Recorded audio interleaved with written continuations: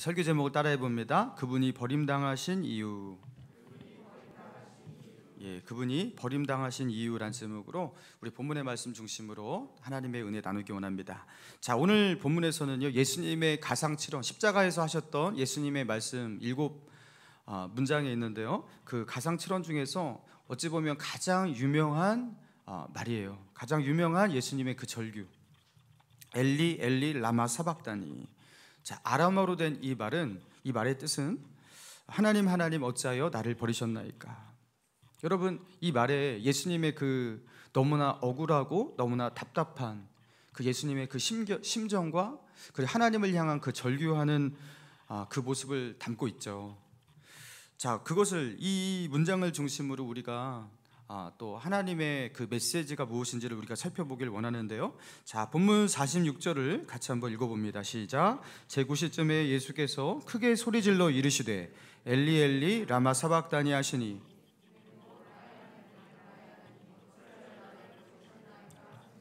엘리 엘리 라마 사박다니, 나의 하나님 어찌하여 나를 버리셨나이까. 여러분, 하나님을 지금 어떻게 부르시고 계시죠? 예수님께서 나의 하나님이라고 부르고 있어요. 여러분, 이것도 굉장히 우리가 놓치지 않아야 될 중요한 부분입니다. 하나님을 향해서 그 십자가에서 피 흘리면서 죽어가는 예수님이 나의 하나님으로 부르고 있다라는 거예요. 지금 하나님은 예수님을 외면하고 계시고 예수님을 십자가에서 그렇게 고통 가운데 죽어가고 있도록 그렇게 내버려 두고 계시는데, 그런 하나님을 향해서 절규하시는 예수님이 하나님을 나의 하나님 이렇게 부르고 있다라는 거예요. 여러분, 예수님에게는요, 하나님이 여전히 나의 하나님인 거예요. 하나님 어디 계십니까? 하나님 정말 살아계신 거 맞습니까? 이 정도의 뭐 의심이라든가 뭐 하나님을 향한 원망 이런 게 아니라, 하나님이 여전히 십자가상에서도 그렇게 고통받으시면서도 하나님을 향해서 나의 하나님 그렇게 부르고 있는 거예요. 끝까지 하나님이 나의 하나님인 거예요. 무엇을 말하는 겁니까? 예수님은요, 하나님을 결코 원망하거나 하나님을 떠난 적이 없어요. 하나님을 버리거나 하나님을 등진 적이 없다라는 거예요. 하나님은 예수님을 마치 죄인처럼, 그렇죠? 그렇게 예수님을 바라보시듯이, 그렇죠? 그렇게 극한 상황 가운데로 예수님을 그렇게 몰아가시고 십자가에서 그 고통 가운데도 예수님을 돌보아 주시지 않는데, 예수님은요, 그런 답답하고 억울한 상황 속에서도 그 고통 가운데서도 하나님을 향해서 어떻게 하신다고요? 순전한 마음으로 나의 하나님 그렇게 고백하고 있다라는 거예요. 사람들이 예수님을, 그 십자가에 달린 예수님을 조롱하고 모욕하지 않습니까? 내가 하나님의 아들이오거든 십자가에서 내려오라, 그 모욕을 받고 그 조롱을 받고 그 고통을 받고 있는데도 예수님은 하나님을 향해서 여전히 나의 하나님 그렇게 부르고 있다는 겁니다. 근데 하늘에서는 아무런 소리가 들리지 않습니다. 하늘의 아버지께서는 그런 예수님의 절규를 듣고 있는지 듣지 않고 있는지 어떠한 도움도 주지 않으시고, 마치 그 침묵 속에서, 여러분, 그 침묵이라는 것도 하나의 언어 아니겠습니까? 침묵이라는 것은 언어예요. 뭔가를 표현하고 있는 거예요, 침묵을 통해서. 여러분, 그래서 부부간에 침묵을 통해서 표현하잖아요, 그죠? 아시죠? 제일 무서운 거. 여러분, 그런데 그 침묵을 통해서 하나님께서 말씀하시는 거예요. 마치 어떻게 말씀하시는 것 같아요? 나는 너를 모른다, 이렇게 말씀하시는 것처럼 그렇게 하나님은 침묵으로 말씀하고 계시다라는 거죠. 자, 그렇다면 정말로 하나님은 예수님을 버리신 것일까? 자, 우리가 살펴봅니다. 45절입니다. 45절 시작. 제6시로부터 온 땅에 어두움이 임하여 제9시까지. 여기서 제6시라는 거, 여러분, 이것도 이제 여러분이 우리가 가져야 될 상식인데요. 유대인들의 이제 시간은 6시, 이게 어디서부터 6시를 말하는 거냐면, 우리의 시간대로 새벽 6시가 그들은 0시입니다. 새벽 6시. 우리는 그 밤 12시에서 0시로 시작이 되죠. 이제 얘네들은 새벽 6시예요. 그러니까 여기서 말하는 제6시라는 것은 우리로 말하면 새벽 6시를 기준으로 한 6시간이 지난 시간이에요. 그러니까 제6시는 몇 시겠어요? 우리 시간대로 낮 12시예요. 낮 12시예요. 그러니까 낮 12시에 가장 밝아야 할 그 시간, 그죠? 해가 중천에 떠서 가장 온 땅이 밝아야 할, 온 땅의 어둠이 떠나야 할 그 시간에 어떻게 되었다고요? 온 땅에 어두움이 임했다라는 거예요. 온 땅에 어두움이 임했어요. 그리고 그 어두움이 임하여서 언제까지 계속되었다고? 제9시. 자, 제9시는 이제 6시에서 3시간 흐른 거죠. 그러니까 우리로 말하면 오후 3시예요. 그러니까 낮 12시부터 오후 3시까지 낮 12시에 임한 칠흑 같은 그 어두움이 오후 3시까지 예수님이 오후 3시에 운명하십니다. 예수님이 운명하시는 그 시간까지 그 어두움이 임했다라는 겁니다. 여러분, 이거는요 성경에서만 증언하는 이야기가 아니에요. 이 어두움이 얼마나 초자연적이고 얼마나 전례 없고 이례적인 것이었냐면, 이게 이제 역사의 기록 가운데도, 여러 역사의 기록 가운데도 남겨져 있습니다. 탈루스라는 역사가가 AD 52년경에 역사책을 기록했는데, 예수님이 운명하신 지 약 20년 정도 지난 후였어요. 자, 그가 이렇게 기록합니다. AD 32년경 유대인의 6월절에, 예수님이 6월절에 돌아가셨거든요. 유대인의 6월절에 대낮에 칠흑 같은 어두움이 그 땅 전역을 뒤덮었다. 이런 기록이 있습니다. 자, 그리고 그리스의 역사가 플레곤이라는 사람도 이런 기록을 했습니다. 202회째 올림피아가 제4년에 전례 없을 정도로, 올림피아기 제4년에 전례 없을 정도로 특이한 일식이 일어났다. 제6시에, 얘네들도 제6시가 이제 낮 12시를 말하는 거. 제6시에 낮이 변하여 캄캄한 밤이 되었고 하늘에는 별이 보였으며, 또한 비두니아에서 지진이 일어나서 여러 가옥이 무너졌다. 비두니아는 그리스에서는요, 비두니아 쪽이 어디를 말하는 거예요? 유대 쪽을 말하는 거예요. 그쪽에서 그쪽발 심한 어두움과 뭐 지진, 이런 것들이, 이런 현상이 일어났다라는 거예요. 자, 그리고 해가 갑자기 어두워진 것을, 이게 왜 갑자기 이렇게 어두워졌나, 대낮에, 이것을 설명할 수 없으니까 그것을 설명할 방법이 분명히 구름은 아니었거든요. 구름은 보이잖아요, 그죠? 그리고 구름이 아무리 가려도 이렇게 칠흑같이 어두울 수는 없거든요. 그러니까 이걸 설명할 방법이 없으니까 전례 없는 일식이었다, 이렇게 표현하고 있습니다. 전례 없는 일식. 여러분, 그런데 일식도 말이 안 돼요. 여러분, 일식 현상이 어떻게 일어나는 겁니까? 달이 태양을 가리우는 사건이에요, 그죠? 자, 그런데 아무리 일식이 일어난다 하더라도요 3시간 동안 이렇게 일식은 일어날 수가 없습니다. 과학적으로 그렇게 될 수가 없어요. 달이 태양을 가리는 일식의 최대 가능 지속시간은 12분 30초밖에 되지 않는다고 합니다. 왜입니까? 지구의 자전속도, 그리고 지구의 자전속도보다 더 빠른 달의 공전속도가 있어요. 그래서 지구의 자전속도와 달의 공전속도 때문에 순식간에 일식이 지나갈 수밖에 없어요. 그래서 최대 지속시간이 아무리 지속이 돼도 일식은 12분 30초 이상을 지속될 수가 없어요. 그러니까 이 온 땅에 임한 2000년 전의 이 어두움, 3시간의 이 어두움이라는 것은 자연현상과 과학으로 설명할 수 없는 초자연적인 하나님의 역사였던 겁니다. 이것을 통해서 말씀하시는 뭔가 하나님의 메시지였던 겁니다. 마치 무엇과 같이요? 여러분, 이 어둠, 이런 흑암이 언제 임했습니까? 이 땅 가운데? 자, 이스라엘이 출애굽하기 전에 하나님께서 모세를 통해서 애굽 백성을 10가지 재앙으로 치는데, 그 마지막 재앙 아시죠? 10번째 재앙 뭡니까? 장자를 치시고 그들의 목숨을 거두어 가시는 그 죽음이 이제 그들 가운데 임하잖아요. 근데 그 전의 재앙이 무엇이었냐면, 그 전의 재앙이 무엇이었습니까? 흑암의 재앙이었습니다. 9번째 재앙. 그 9번째 재앙, 여호와께서 모세에게 이르시되 하늘을 향하여 내 손을 내밀어 애굽 땅 위에 흑암이 있게 하라. 곧 더듬을 만한 흑암이더라. 모세가 하늘을 향하여 손을 내밀매 캄캄한 흑암이 3일 동안 애굽 온 땅에 있어서라면, 3일 동안 온 땅에 임한 어두움. 근데 그 어두움이 얼마나 심하냐면 손을 더듬어야지 앞을 분간할 수 있을 정도의 그 어두움이었어요. 초자연적인 어두움. 마치 예수님에게 그 예루살렘에 임한 3시간의 어두움과 그 시간에 3일의 어두움, 그리고 6월절 어린 양으로 예수님이 돌아가셨죠. 근데 그 6월절에 그 심판이 있는, 애굽 땅에 심판이 있기 전에 9번째 재앙이 흑암의 재앙이었다는 거예요. 여러분, 이게 뭔가 그 싱크로나이즈 되잖아요. 매치가 되잖아요. 그동안, 자, 그래서 놀라운 것은 무엇이냐면, 그 다음에 이제 기록인데, 출애굽기 10장 23절에 그동안 사람들이 서로 볼 수 없으며 자기 처소에서 일어난 자가 없으되 온 이스라엘 자손이 거주하는 곳에는 빛이 있었더라. 그러니까 고센 땅에 이스라엘 백성이 거주하는 그곳에는요 빛이 있었어요. 애굽 온 전역은 어두움인데 하나님의 백성 이스라엘이 거주하는 그 지역에는 하나님의 빛이 비추고 있었다라는 거예요. 그러니까 이게요 뭘 말하는 거예요? 하나님의 백성과 이방인을 구별하고 계신 거예요. 하나님의 택한 백성이 누구이신지를 이 재앙을 통해서, 그 어두움을 통해서 말씀하고 계는 거예요. 하나님의 택한 백성은 누구다? 하나님이 구원하실 하나님의 자녀들은 누구다? 이스라엘이라는 거예요. 그 고센 땅에는 그래서 빛이 있었다라는 거예요. 여러분, 그런데 예수님이 십자가에 달리시고 제6시가 되었을 때 초자연적인 흑암과 어두움은 누구에게 임했다고요? 예수님에게 임했다라는 거예요. 예수님에게. 아니, 거기만큼은 빛이 있어야 되는 거거든요.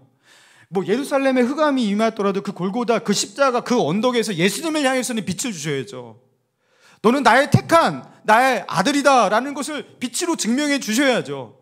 근데 그 예수님에게, 그 예루살렘의 온 땅에 그 어두움이 임하면서 꼭 하나님은요, 그 어두움을 통해서 이렇게 말씀하시는 것 같았어요. 너는 내 백성이 아니다. 예수님이 십자가에 달려서 피 흘려 죽어가실 때 그것만큼은, 그 하나님께 끝까지 순종하는 예수님에게만큼은 하나님이 빛을 주셔야 했어요. 그렇지만 하나님은요, 그 아들에게만큼은 어두움을 주셨어요. 그래서 예루살렘과 그 골고다 언덕은요, 칠흑 같은 어두움으로 뒤덮였습니다. 마치 예수님은 택함받은 하나님의 아들이 아니라 버림받은 죄인같이 그렇게 그 어두움을 통해서 말씀하시는 것 같았습니다. 그리고 주님은요, 마지막으로 그 어두움 속에서 이렇게 호소하셨어요. 50절 같이 한번 읽어볼까요? 시작. 예수께서 다시 크게 소리 지르시고 영원히 떠나가시다. 아무런 응답이 없는 그 하나님, 그리고 그 칠흑 같은 어둠 속에서 빛을 주시지 않는 그 하나님 앞에 예수님은 마지막으로 큰 소리를 지르시고, 자신의 한탄을 담은 큰 소리를 지르시고, 그렇게 마지막으로 하나님께 그 외침으로 호소하시고, 그리고 그 영혼이 떠나십니다. 그런데 그렇게 마지막으로 큰 소리를 지르시고 하나님께 그렇게 외치시고 그렇게 마지막으로 하나님께 호소하시는 그 순간까지도 하나님은 예수님에게 빛을 주시지 않으셨어요. 뭘 말하는 것입니까?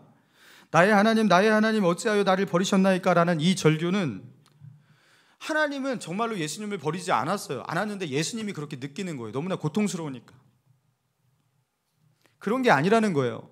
예수님께서 너무나 힘드니까 낙심한 마음 가운데서 하는 어떤 정서적인, 그냥 우리가 마음이 힘들 때 뭐 그냥 막 나오듯이, 못할 말 없듯이 그렇게 나오는 그런 푸념의 말 같은 그런 말이 아니었다라는 거예요.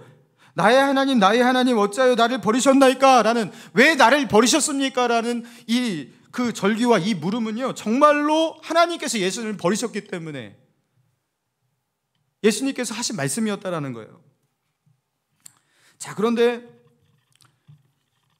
예수님께서 정말로 마지막까지 이렇게 예수님이 하나님 앞에 버림당하고 이 끝까지 빛이 없이 죽는, 돌아가시는 이 장면을 볼 때 참으로 안타까운 게 무엇이냐면요, 본문 앞문단에 보니까, 자, 39절 한번 보세요. 39절. 지나가는 자들은 자기 머리를 흔들며 예수를 모욕하여 이르되 성전을 헐고 사흘에 짓는 자여, 내가 만일 하나님의 아들이어든 자기를 구원하고 십자가에서 내려오라 하며, 그와 같이 대제사장들과 서기관들과 장로들이 함께 희롱하여 이르되 그가 남은 구원하였을 때 자기는 구원할 수 없도다. 그가 이스라엘의 왕이로다. 지금 십자가에서 내려올지어다. 그리하면 우리가 믿겠노라. 그가 하나님을 신뢰하니 하나님이 원하시면 이제 그를 구원하실지라. 그는 그의 말이 나는 하나님의 아들이라 하였도다 하며, 함께 십자가에 못 박힌 강도들도 이와 같이 욕하더라. 지금 뭐하고 있는 거예요? 사람들이 다 지나가면서 예수님을 모욕하고 희롱하고, 내가 하나님의 아들이었거든 십자가에서 내려오라. 남은 구원하였을 때 자기는 구원할 수 없느냐. 강도들도 예수님을 그렇게 욕하고 조롱하고. 여러분, 이 모욕을 들으면서 십자가에서 달리신 예수님이었단 말이에요. 여러분, 그러면 정말로 하나님의 의로운 아들, 하나님 앞에 죄 없고 하나님 앞에 순종하는 정말로 그런 아들이라면, 여러분, 예수님이 죽기 전에 여기에 대한 뭔가 반전을 보여주셔야 되는 거예요. 예수님이 하나님의 아들로서 끝까지 하나님께 순종한 의로운 자였다라는 것을 하나님께서 예수님이 살아계실 때 증명을 해주셔야 돼요. 마지막에 반전을 주셔야 된단 말이에요. 이거는 반전이 안 일어나면 안 되는 상황이란 말이에요. 십자가에 달리신 이 예수님이 정말로 하나님의 뜻대로 달리신 예수님이라는 것이 맞다면 죽기 전에 뭔가를 보여주셨어야죠. 하나님께 저주받고 버림받은 자처럼 그렇게 끝까지 그렇게 운명해야 하는가? 그게 아니라고 하나님께서 말씀하셔야죠. 그런데 끝까지 그런 거 하나 없이 예수님은 어둠 속에서 절규하시면서 그렇게 운명하셨다라는 거예요. 여러분, 하나님은 왜 이렇게 혹독하게, 왜 이렇게까지 하신 것입니까? 왜 하나님은 예수님을 끝까지 외면하신 것입니까? 왜 하나님은 자신에게 순종하면서 이렇게 모욕과 멸시를 당하고 있는 그 아들을 불쌍히 여기지 않으시고 그 아들의 절규와 그 마지막 외침을 외면하시고 그가 죽도록 그렇게 내버려 두신 것입니까? 왜 하나님은 끝까지 아무 대답이 없으신 거예요? 이거는 예수님의 물음, 어찌하여 나를 버리셨나이까? 라는 예수님의 물음이기도 하지만 우리의 물음이기도 한 거예요. 왜 이렇게까지 하실 필요가 있을까? 왜 이렇게 하신 것입니까? 라는 우리의 물음이 있는 거죠. 여러분, 그 물음에 대한 하나님의 대답이 있어요, 없어요? 있습니다. 그게 바로 오늘 본문 51절에서 53절까지예요. 자, 51절을 한번 읽겠습니다. 시작. 이에 성소 휘장이 위로부터 아래까지 찢어져. 자, 보세요. 성소의 휘장이, 이제 예루살렘에 있는 성전이 있잖아요. 성전에는 그 바깥뜰과 안뜰, 그리고 안뜰을 지나서 이제 뭐가 있습니까? 성소가 있습니다. 그리고 성소로 들어가려면 휘장 하나를 열고 들어가야 돼요. 그리고 성소로 들어가면 성소 안에 또다시 휘장이 있습니다. 이거는 진짜 큰 휘장이에요. 지성소, 성소와 지성소를 구분하는 휘장입니다. 얼마나 큰지 높이가 한 25m 정도 되었어요. 어마어마한 두께의 그 천으로 된 그런 휘장이었습니다. 여러분, 그런데 아마도 안뜰과 성소를 구분하고 있는 그 휘장, 그리고 성소와 지성소를 구분하고 있는, 가로막고 있는 그 휘장, 그 두 개가 위로부터 아래로 찢어졌어요. 위로부터 아래로 찢어졌어요. 왜 그게 찢어질까? 여러분, 그 휘장이라는 것은 절대로 찢어져서도 안 되고 절대로 열려서는 안 되는 휘장이에요. 그 휘장이 열리는 순간은 딱 1년에 한 번, 잠깐이에요. 언제입니까? 대속죄일 날 대제사장만이 1년에 단 한 번 모든 정결 예식을 마치고 벌벌 떨면서 그 지성소의 휘장을 열고서 앞을 쳐다보지 못해요. 하나님이 계신 그 언약궤 위에 있는 그 시운자를 눈으로 쳐다봐서는 안 돼요. 머리를 바싹 숙이고 그 시운자 앞으로 잠깐 나갈 수 있었어요. 잘못 나가면 거기서 바로 죽어요.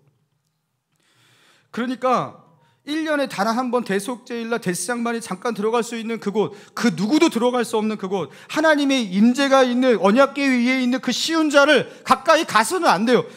사람이 자기 맨몸으로 나아가서 마주할 수 없는 곳이에요. 그게 바로 하나님의 임재가 있는 곳, 그 지성소였단 말이에요. 그런데 그렇게 성소와 지성소를 구분하고 있는 그 하나님의 임재가 있는 그 지성소를 가로막고 있는 그 휘장이 위로부터 아래로 찢어졌다라, 아래부터 위로 찢어지는 게 아니라 위로부터 아래로, 마치 위에서 누군가가 이렇게 찢어내듯이 그게 찢어진 거예요. 언제요? 예수님이 십자가에서 운명하시는 그 순간에 바로 찢어졌어요. 바로. 뭘 말하는 겁니까? 1년에 단 한 번 대속죄일 날 그 대제사장이 벌벌 떨면서 겨우 한 번 들어가는데 눈도 마주칠 수 없는 그 지성소. 여러분, 그 지성소가 이제 어떻게 된다라는 거예요? 그 지성소의 휘장이 찢어졌다는 걸 뭐 말하는 거예요? 이제 지성소는 개방된다라는 거예요. 지성소는 하나님과 인간 사이를 가로막고 있는 이 휘장, 이 담장을 하나님께서 이제 찢으신다라는 거예요. 예수 그리스도의 십자가에서, 그 십자가의 그 죽으심과 예수님의 그 보혈의 공로 안에서 하나님은요 이제 사람과 만나시겠다라는 거예요. 대제사장 필요 없어요. 이제 사람이 하나님께로 나아갈 수 있는 그 시대가 열렸다라는 거예요.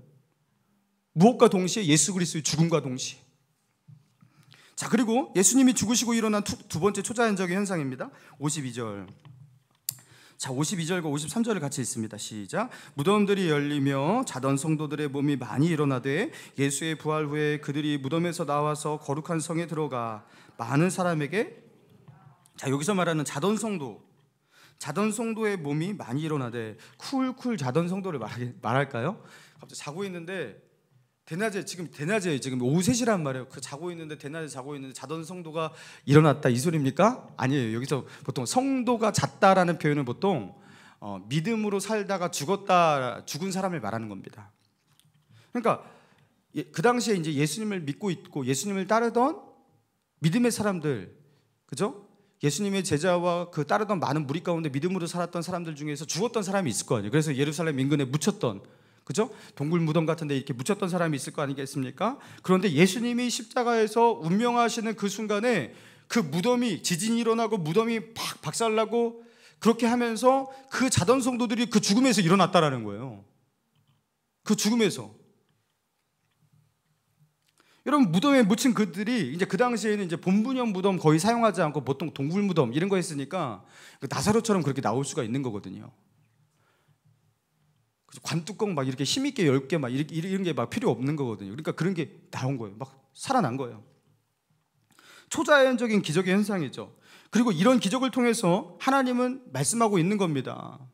휘장이 찢어지는 기적, 그리고 자던 성도가 그 죽음 가운데서 일어난 이 기적을 통해서 뭘 말하는 거예요?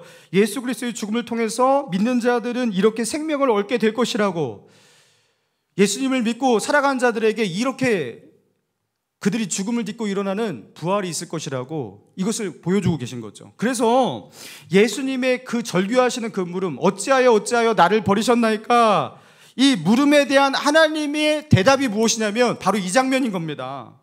이 장면인 겁니다. 휘장을 찢으시고 그리고 죽은 자던 성도들이 일어남을 통해서 하나님은 지금 말씀하고 계시는 거예요. 어떻게 말씀하고 계시는 겁니까? 너가 버림을 받음으로, 예수님에게 말씀하시는 거, 너가 버림을 받음으로 내 백성은 버림을 받지 않는다. 너가 어둠 속에 있으므로 내 백성에게는 빛을 줄 것이다. 너가 죽음을 당함으로 내 백성은 생명을 얻게 될 것이다. 하나님은 말씀하고 있는 거예요. 사랑하는 성도 여러분, 예수님이 십자가에 달리신 것, 그리고 십자가의 죽으심은 누군가가 그 죽으심을 향해서 이렇게 표현했습니다. 하나님이 자신의 의로운 아들을 처형하시는 처형식이다. 하나님이 자신의 의로운 아들을 처형하시는 처형식. 여러분, 처형이라는 이 단어는요, 죄인이나 악인이나 어떤 적군을 향해서 그죠? 그를 죽일 때 표현하는 게 바로 처형이라는 단어입니다. 근데 마치 하나님은 자기의 아들을 죄인처럼, 악인처럼, 적을 대하듯이, 여러분, 그렇게 하나님은 자기 아들을 십자가에서 처형하셨다라는 거예요. 아들을 버리셨다라는 거예요. 예수님은 자기 죄 때문에 처형당한 것이 아니라 하나님께서 당신의 목적을 가지고서 하나님이 아들을 처형하신 것입니다. 왜요? 왜 이렇게까지 하셨죠? 하나님은요, 그 아브라함에게 이삭을 바치라, 번제로 바치라, 그렇게 말씀하시고, 아브라함이 이삭을 번제로 정말로 바치기 위해서 모리아 산으로 올라갑니다. 그리고 제단 위에다가 이삭을 뉘어놓고서 칼을 들어서 이삭의 배를 가르려고 하는 그 순간, 높이 쳐든 그 칼을 든 그 순간 하나님은 하늘에서 다급하게 부르셨어요. 아브라함아, 내 손을 거두어라. 아브라함이 자기 아들을 정말로 죽이도록 그렇게 내버려 두지 않았단 말이에요. 아브라함이 자기 아들을, 그죠? 칼로 잡는 그 일을 정말로 그렇게 행하도록 그렇게 하지 않으시고 그것을 멈추게 하셨단 말이에요. 하나님은 아브라함을 붙잡으셨어요. 멈추라고 하셨어요. 그를 그대로 내버려 두지 않으셨어요. 그래서 이삭이 죽게 하지 않으셨어요. 그래서 아버지가 아들을 죽이는 그 참극이 벌어지지 않도록 하셨어요. 그거는 아브라함을 시험하시기 위해서 하신 것이었어요. 근데 정작 하나님은 아들이 십자가에서 죽으실 때 아들의 그 십자가의 처형식을 그 아들이 절규하고 있는데, 어찌하여 나를 버리시냐고 부르짖고 있는데 그 처형식을 멈추지 않으셨어요. 왜 나를 버리시냐고 고통하며 절규하고 있는 그 아들을 외면하시고 그 아들의 사형 집행을 아버지가 하십니다. 여러분, 이게 얼마나 답답하고 억울한 일입니까? 여러분, 화성 연쇄살인 사건 여러분 아시죠? 화성 연쇄살인 사건이 일어났을 때 그 연쇄살인마가 쉽게 잡힐 줄 알았는데 잡히지 않았어요. 대대적인 경찰의 수사가 있었습니다. 그리고 1989년 8차 살인사건의 범인, 당시에 농기구 수리공으로 있었던 23살의 윤성여 씨라는 그 남성이 지목이 되었습니다. 장애를 가진 장애인이었습니다. 경찰은요, 누군가 한 명은 아무튼 범인을 잡아내야 했기 때문에 그 사람에게 자백을 받아나기 위해서 3일 밤낮을 재우지 않고 폭행, 협박, 고문을 가했습니다. 결국 제정신이 아니게 된 이 윤성여 씨는 내가 죽였다고 자백을 했어요. 억지 자백을 했어요. 진술서를 썼어요. 그리고 살인자가 되어서 20년간 감옥에서 생활하게 됩니다. 여러분, 그런데 여러분 아시다시피 2009년 9월에 DNA 검사로 화성 연쇄살인 사건의 진범이 밝혀지게 되었는데, 그 윤석열 씨와 같은 동네에 살고 있었던 평범한 외모를 가지고 있는 남성 이춘재 씨였죠. 이춘재 씨가 잡히고 나서 이런 말을 했습니다. 도무지 그동안 왜 나를 못 잡았는지 이해가 되지 않는다. 내 집에도 수차례나 경찰이 찾아왔는데 어떻게 나를 잡아내지 못했는지 그게 이해가 되지 않는다. 그리고 정말로 아무 죄 없는 사람을 잡아서 살인범으로 몰았던 거예요.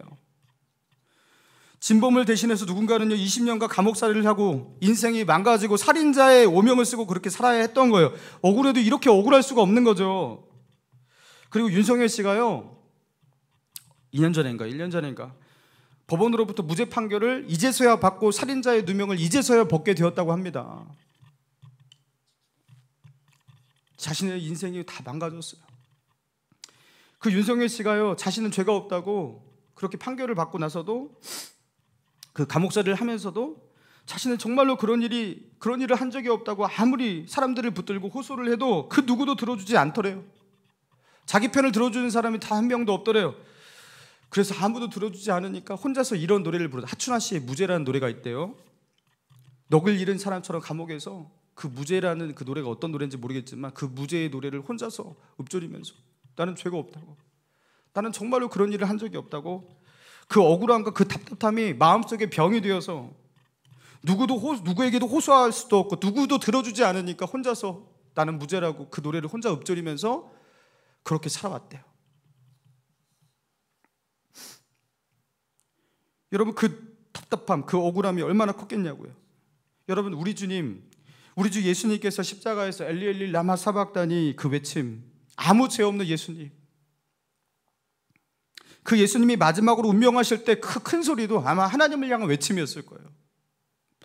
나 이렇게 고통스럽고, 나 이렇게 답답하고, 나 이렇게 하나님 앞에 끝까지 버림을 당하시는데 하나님 나를 이렇게 내버려 두십니까?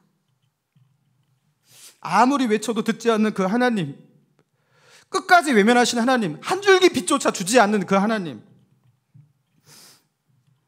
여러분, 그 하나님을 경험하면서 예수님은 그 답답함 속에 운명하셨습니다. 무엇 때문에 하나님이 이토록 이렇게까지 하신 것입니까? 저와 여러분을 구원하시기 위해서요. 저와 여러분을 맡고 있던 그 하나님께로 나아가는 그 길을 맡고 있던 그 무거운 휘장, 그 죄의 담장, 그것을 무너뜨리기 위해서, 그래서 잃어버린 하나님의 백성을 하나님께서 다시 찾기 위해서 하나님은 자기의 아들을 버리시기로 하신 거예요. 여러분, 구약에 있는 이스라엘 백성이 드렸던 화목제, 속죄제, 속건제, 여러분 이게 제사라고 하죠. 여러분, 이 제사들이 상당히 많았습니다. 여러분, 그런데 이 제사는 진짜로 그 양과 염소와 그 소의 제사로 피 흘려서 정말로 그 짐승들이 흘린 피가 우리의 죄를 씻어냈냐 히브리서에 말하고 있어요. 짐승의 피는 사람의 죄를 씻을 수가 없다고. 나보다 하위의 가치를 가지고 있는 그 짐승이, 우리가 먹을 수 있는 그 짐승이 어떻게 나의 죄를 씻겠습니까? 동등하지가 않는데. 그러면 하나님은 무엇을 위해서 그 피의 제사를 드리도록 그렇게 구약 백성으로 하여금 그죠? 양의 제사를 드리도록 그렇게 하신 것입니까? 그 제사를 드린 이유가 무엇입니까? 그 제사는요, 예표적 행위였어요. 하나님께서 장차 진정한 대속제물로 이 땅에 보내실 하나님의 아들이 있는데, 그 하나님의 아들이 자신의 피로 백성의 죄를 대속할 수 있는 유일한 분인데, 그 예수 그리스도, 그 대속제물이 이 땅에 오시는 것을 기다리는 믿음의 표현으로서 그들의 제사를 드렸고, 그 믿음을 받으신 거지 그 피를 받으신 게 아니에요. 사실은 그 피의 제사를 드리면서 그들의 믿음이 올라간 거지, 그 피가 하나님 앞에 뭔가 역사를 해서 그들의 죄를 사한 게 아니라고 성경은 말하고 있습니다. 그래서 구약에 있는 백성들도 믿음으로 나아갔던 거예요. 우리를 위해서 장차 이렇게 나의 죄를 대속할 어린 양과 같은 분이 이 땅에 오실 것이다 라는 믿음으로 그들은 늘 피의 제사를 드렸던 거예요. 이 양이 나의 죄를 지고 이렇게 죽듯이 나를 위해서 이렇게 죽으실 그분이 이 땅 가운데 오실 것입니다 라는 그 믿음의 고백이었던 거예요. 그렇다면 예수님께서 그것을 청취하시고, 그렇죠? 2000년 전에 예수님께서 정말로 그 대속제물로 이 땅에 오셔서 십자가에서 죽으신 그 사건이 이루어진 이후에 우리는 어떤 믿음으로 나아가야 하고 어떻게 하나님을 예배해야 합니까? 우리는요, 과거에 2000년 전에 예수님께서 이 땅에 오셔서 우리의 대속제물이 되기 위해서 십자가에 죽으셨다라는 것, 2000년 전에 그분이 하신 그 일, 하나님께서 그 골고다 언덕에서 이루신 그 피에 자기 아들을 죽게 하신 그 사건, 여러분, 이것이 하나님께서 우리를 위해서 이루신 구원의 사건이며 우리를 위해서 하나님께 주신 하나님의 큰 구원의 역사임을, 그래서 나도 거기서 나의 공로로, 나의 힘으로, 나의 어떤 것으로 구원받은 것이 아니라 오직 2000년 전에 십자가에서 예수님께서 이루신 그 죽음을 통해서 내가 구원받았다라는 것, 그분이 나의 대속제물이 되셔서 내가 구원받게 되었다라는 것, 여러분, 이 고백, 이 진리를 우리가 이 땅 가운데서 사수하고 이 땅 가운데서 계속해서 증언하고, 그리고 내 마음 가운데서 그것을 고백하고, 그리고 나를 위해서 십자가에 죽으신 예수님을 우리가 기억하고 상기하고, 여러분, 이 고백에서 한치도 물러나지 않고 우리의 구원은 오직 여기에 있다는 것을 사수하는 것, 여러분, 이게 우리의 믿음의 싸움이고 우리가 드려야 할 가장 중요한 예배인 줄 믿습니다. 사랑하는 성도 여러분, 우리는 그래서요, 에덴 동산에서는요, 어떤 믿음의 싸움을 했죠? 동산 중앙에 있는 그 나무가 죽음의 나무, 선악을 알게 하는 그 나무가 죽음의 나무, 그래서 그 죽음의 나무 가운데 절대로 가면 안 된다라는 이 말씀을 지키고 그것을 사수해야 됐어요. 그렇지만 우리는 무엇을 사수해야 됩니까? 2000년 전 우리를 위해서 이 땅에 오신 예수 그리스도, 그리고 그분의 십자가가 생명나무임을, 그 예수 그리스도가 우리에게 생명을 주는 생명나무임을 사수하는 게 우리의 믿음의 싸움이에요. 여러분, 그때도 믿음의 싸움이고 지금도 믿음의 싸움입니다. 다른 어떤 것으로도 우리는 구원을 받을 수가 없습니다. 우리가 어떠한 선행을 하고 하나님을 위해서 무엇을 드린 듯 결코 우리의 죄악을 지울 수가 없고 깨끗하게 할 수가 없습니다. 우리의 운명을 바꿔낼 수가 없습니다. 우리를 다시 살게 하는 것은 오직 하나밖에 없어요. 2000년 전 하나님의 아들이 우리의 대속제물이 되셔서 그 골고다 언덕에서 자기의 모든 피를 흘리시고 죽으신 그 사건, 우리의 대속의 제물이 되신 그 십자가의 그 피의 제사, 거기서 우리는 구원받았습니다. 사랑하는 성도 여러분, 예수님의 십자가 이후에 우리의 신분이 바뀌었어요. 우리 한번 성경을 한번 찾아봅시다. 계시록 5장입니다. 계시록 5장 9절과 10절을 한번 보겠습니다.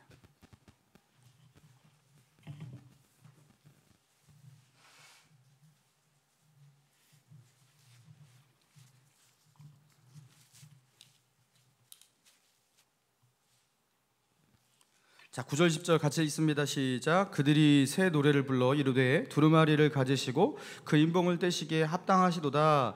일찍이 죽임을 당하사 각 족속과 방언과 백성과 나라 가운데서 사람들을 피로 사서 하나님께 드리시고 그들로 우리 하나님 앞에서 나라와 제사장들을 삼으셨으니 그들이 땅에서 왕노릇 하리로다 하시더라. 자, 예수님을 어린 양으로 표현하고 있죠. 어린 양과 같이 우리의 대속제물이 되셨다는 뜻입니다. 어린 양 예수님께서 십자가에 실린 피로 사람들을 어떻게 했다고요? 사람들을 피로 사서 자기의 피로 사서 하나님께 드리시고 우리는 하나님의 백성이 되었다라는 거예요. 우리가 하나님의 백성이 된 논리적 근거는, 실제적 근거는 바로 이것입니다. 예수님이 십자가에서 그 흘린 피로, 그 의로운 피, 그분이 흘려야 될 피가 아닌데 그 의로운 피가 흘려져서 그 값으로 우리를 샀어요.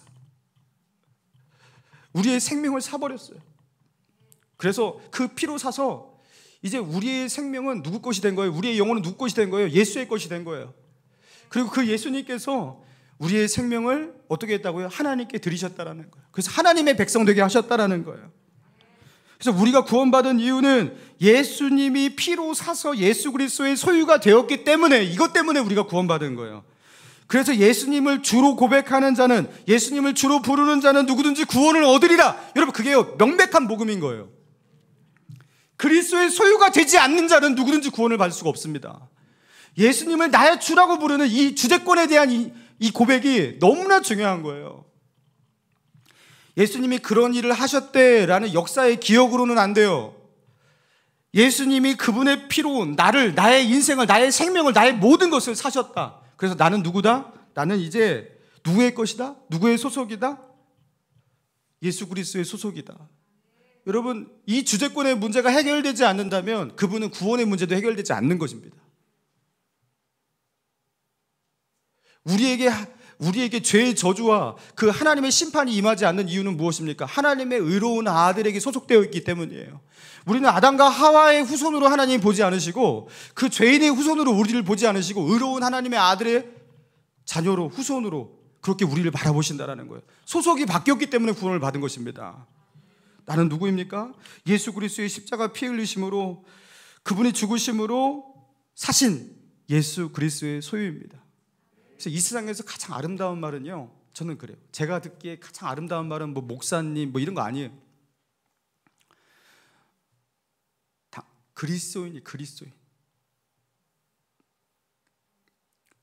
이 그리스도인이라 내가 어떻게 그리스도인? 나를 부르는 이 칭호 앞에 어떻게 그리스도라는 말이 붙을 수가 있는가? 그분의 이름과 내가 이렇게 결탁될 수 있다라는 것. 여러분, 이게 어마어마하게 놀라운 거예요. 어떻게 우리가 그리스도인이에요? 여러분, 우리에게 가장 아름다운 고백과 찬양은 무엇입니까? 아까 우리가 읽었던 그 계시록의 기록과 같이 구원하심이 보좌에 앉으신 우리 하나님과 어린 양께 있도다. 우리 하나님과 죽임당하신 예수 그리스도, 그분에게 우리의 구원이 있습니다. 할렐루야. 여러분, 이 찬양이 세상에서 가장 아름다운 찬양이고 아름다운 고백이에요. 사랑하는 성도 여러분, 이 한 주간 이 고백 속에서 살아가시길 바랍니다.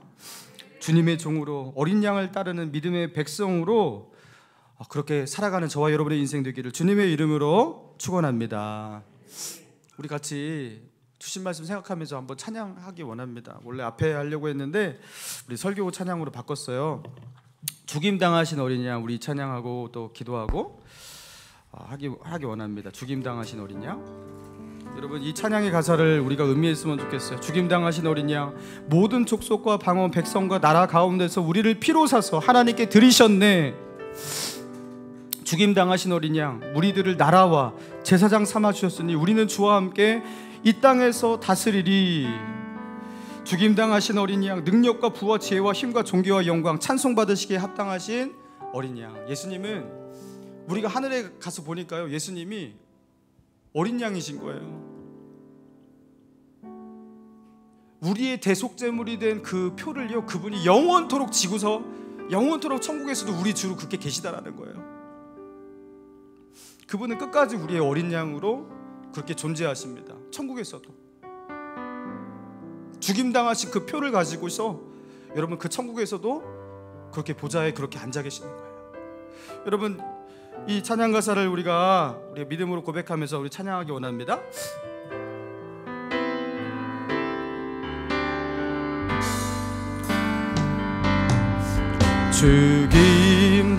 죽임당하신 어린 양,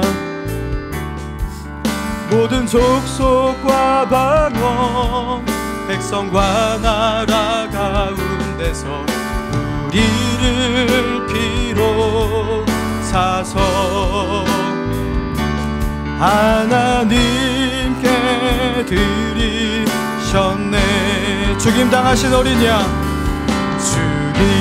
죽임당하신 어린 양, 우리들을 나라와 제사장 삼아 주셨으니 우리는 주와 함께 이 땅에서 다스리리. 이 땅에서 다스리리. 죽임당하신 어린 양, 죽임당하신 어린 양,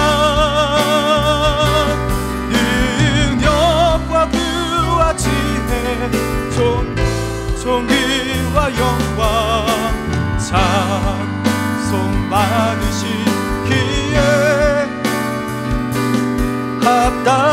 합당하신 어린 죽임당하신 어린 양, 죽임당하신 어린 양, 능력과 의와 지혜, 힘과 존귀와 영광 찬송 받으시기에 합당하신 어린, 죽임당하신 어린 양, 죽임당하신 어린 양, 능력과 그와 지혜, 힘과 존귀와 영광 찬송 받으시기에 합당하신 어린 양. 여러분, 하나님께서 우리에게 원하시는 가장 중요한 믿음의 고백은 다른 것이 아닙니다. 2000년 전 그 예수님께서 그 예루살렘 그 골고다에서 이루신 그 사건을, 나를 위해서 이 땅 가운데 오신 대속의 제물이신 그 예수 그리스도의 그 희생을, 오직 그것만이 나의 구원입니다.